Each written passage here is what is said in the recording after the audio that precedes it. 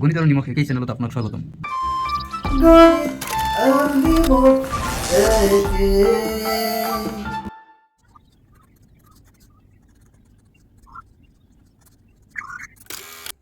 Shortcut পদ্ধতিত বৰ্গমূল নিৰ্ণয় কেনেকৈ কৰিব পাৰি তাৰ বিষয়ে আজিৰ ভিডিঅ'টো আগবঢ়োৱা হৈছে।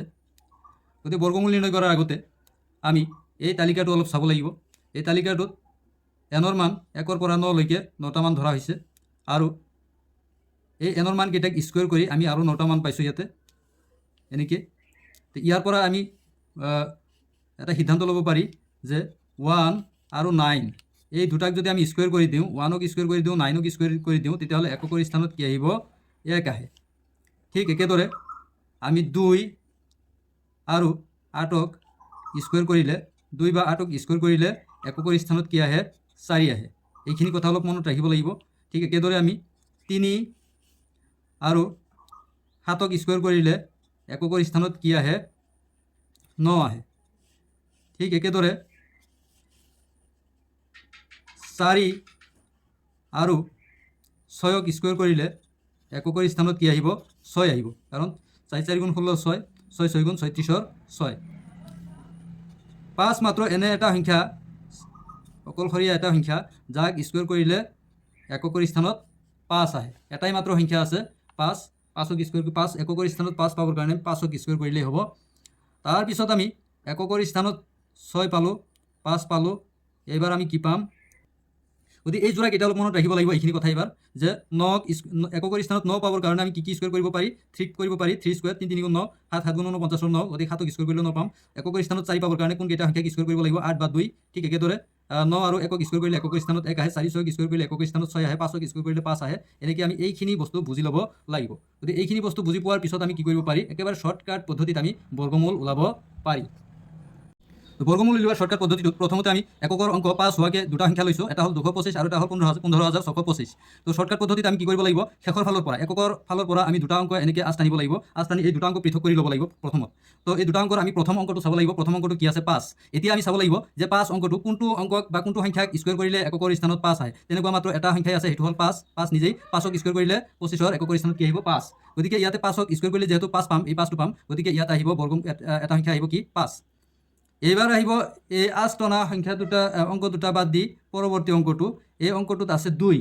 তো 1ৰ পৰা 2ৰ ভিতৰত, 1ৰ পৰা 2ৰ ভিতৰত বৰ্গ সংখ্যাটো কি সেইটো আমি চাব লাগিব। 1ৰ পৰা 2ৰ ভিতৰত থকা বৰ্গ সংখ্যাটো হ'ল 1। নিজেই 1 1 1। গতিকে 1ৰ বৰ্গমূলটো বহাই দিলে হ'ল এইবাৰ 1 1 1। গতিকে 225ৰ বৰ্গমূল কিমান হ'ল এতিয়া? 15। ঠিক একেদৰে ইয়াতো আমি কি কৰিব লাগিব? প্ৰথমতে শেষৰ দুটা, একক আৰু দশকৰ অংক দুটা এনেকৈ আঁচ টানি দিব লাগিব। এককৰ স্থানত যিহেতু 5 আছে, আমি 5ক স্কুৱেৰ কৰিলে এককৰ সংখ্যা কি পাম? আমি 5 পাম।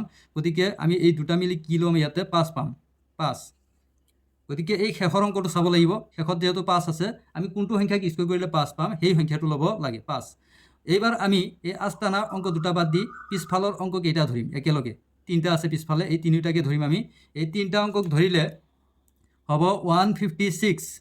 তো 1ৰ পৰা 156ৰ ভিতৰত থকা বৰ্গ সংখ্যাটো কি? গতিকে এইটো হ'ব তোমাৰ 10 10 গুণ 100, 11 11 গুণ 121, 12 12 গুণ 144, 13 13 গুণ 169। গতিকে 13 13 গুণ বুলি ক'লে বেছি হৈ যায়, 169 হৈ যায়। গতিকে 12 12 গুণ 144। গতিকে 1ৰ পৰা 156লৈকে থকা বৰ্গ সংখ্যাটো হ'ল কি? 144। এতিয়া 144 বৰ্গ সংখ্যাৰ আমি কি ল'ব লাগিব? বৰ্গমূল ল'ব লাগিব। 144ৰ বৰ্গমূল কিমান? 12। গতিকে এই সংখ্যাটোৰ, এই দীঘল সংখ্যাটোৰ 15,625ৰ বৰ্গমূল হ'ল 125। এবাৰ আমি দুটা সংখ্যা লৈছোঁ আকৌ। এককৰ অংক 4 হোৱাকৈ দুটা অংক লোৱা হৈছে, 5,184 আৰু 6,724। প্ৰথমতে আমি 5,184ৰ বৰ্গমূল ওলাম।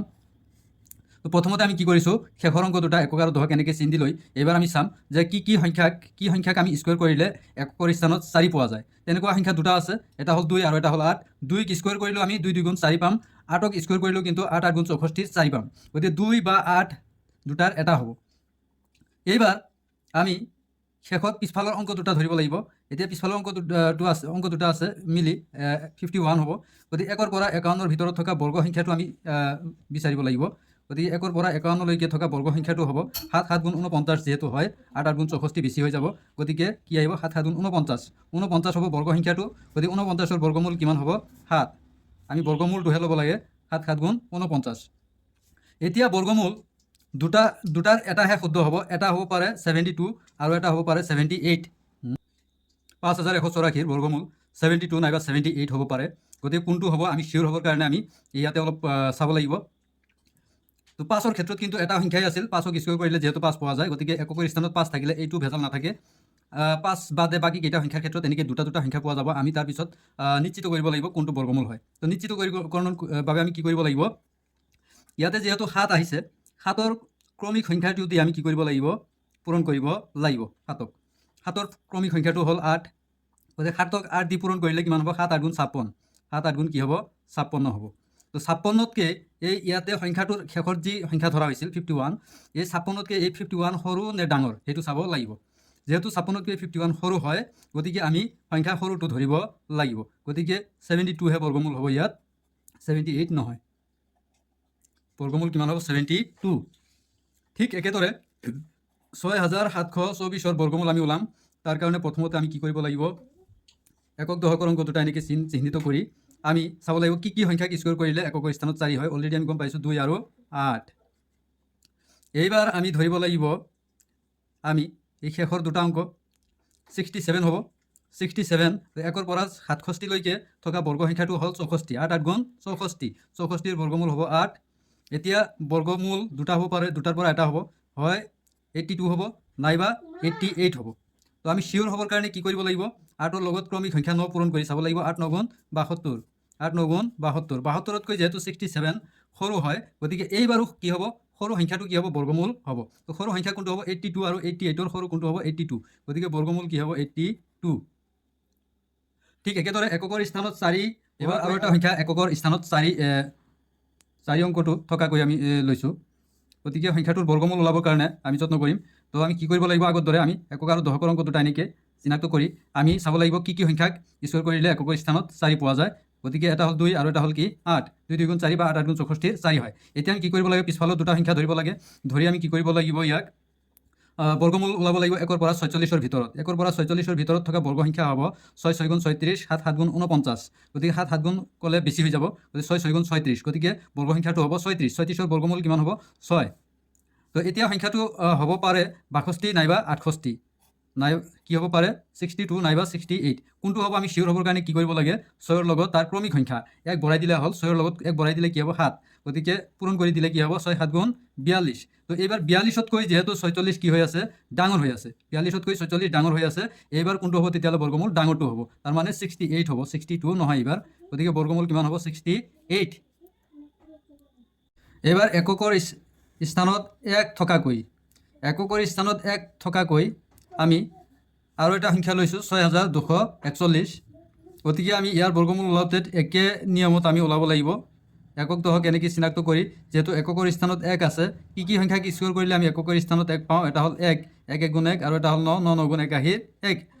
এইখিনি গ'ল। এতিয়া আমি দশকৰ বৰ্গমূলৰ দশকৰ স্থান চিনাক্ত কৰিবৰ কাৰণে কি কৰিব লাগিব, শেষৰ দুটা অংক ধৰিব লাগিব। এতিয়া 1ৰ পৰা 62, 62ৰ ভিতৰত থকা বৰ্গ সংখ্যাটো কি হ'ব, 7 7 গুণ 49, 8 8 গুণ 64 হৈ যাব, গতিকে 8 8 গুণ 64 বুলি ক'লে বেছি হ'ব, গতিকে 64 নহয়, 7 7 গুণ 49, 49ৰ বৰ্গমূল কিমান হ'ব, 7। তো এতিয়া বৰ্গ সংখ্যাটো হ'ব পাৰে 71 নাইবা কি হ'ব পাৰে 79।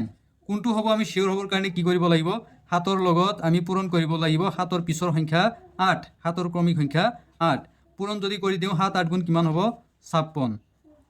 এতিয়া চাব লাগিব আমি 56তকৈ এই ৰুট-অভাৰৰ ভিতৰত থকা শেষৰ সংখ্যা দুটা, ৰুট-অভাৰৰ ভিতৰত থকা শেষৰ সংখ্যা দুটা 56তকৈ ডাঙৰ নে সৰু।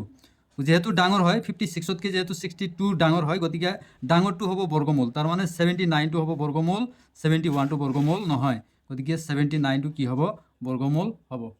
গতিকে এনেকৈ আমি যিকোনো সংখ্যাৰ বৰ্গমূল সহজতে আমি নিৰ্ণয় কৰিব পাৰি। সৰ্বশেষত আৰু এটা সংখ্যা লৈ আমি বৰ্গমূল ওলাই চাম। গতিকে এনেকৈ আমি ওলাব পাৰি সহজতে 64, ইয়াতে 4 আছে যিহেতু, গতিকে আমি 2 আৰু 8ক স্কুৱেৰ কৰিলে কি হয়, এককৰ স্থানত 4 পাওঁ। গতিকে ইয়াতে থাকিব দুটা সংখ্যা, 1ৰ পৰা 17ৰ ভিতৰত থকা বৰ্গ সংখ্যাটো হ'ল 16, গতিকে 16ৰ বৰ্গমূল হ'ল 4, গতিকে 4 4 গুণ 16, গতিকে সংখ্যাটো হ'ব পাৰে 42 নাইবা 48। এতিয়া আমি চিয়'ৰ হ'ম কোনটো হয়, গতিকে 4ৰ লগত 5 পূৰণ কৰি চাম, 4 5 গুণ 20 হ'ব 20তকৈ যেহেতু 17টো সৰু হয় গতিকে বৰ্গমূলটো কি হ'ব 42 আনসাৰটো কি হ'ব 42 কাৰণ 42 সৰু আৰু 48টো ডাঙৰ হয় এনেদৰে আমি যিকোনো সংখ্যাৰ বৰ্গমূল আমি সহজতেই ওলাব পাৰি ধন্যবাদ